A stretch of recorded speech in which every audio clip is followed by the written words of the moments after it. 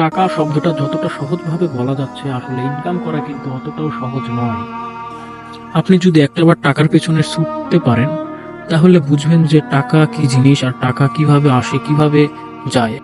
টাকা শব্দটা ছোট হলেও ভাই এর কাজটা কিন্তু অনেক বড়। আপনি যত টাকা ইনকাম করবেন, এই সমাজে আপনার দাম তত বেশি। ধরেন আপনার মাসিক ইনকাম 10,000 টাকা, এই সমাজে আপনাকে কেউ দাম দেবে না। ধরেন আপনার মাসিক ইনকাম 50,000 টাকা, ফ্যামিলির সবাই আপনাকে দাম দেবে, সমাজের সবাই আপনাকে মাথা উঁচু করে দাঁড়ানোর একটা সুযোগ করে দিবে। এটার মধ্যে এখন শুধু টাকাটা দেখলে হবে না, টাকাটা হালাল পথে আসছে না হারাম পথে আসছে সেই বিষয়টাও দেখতে হবে।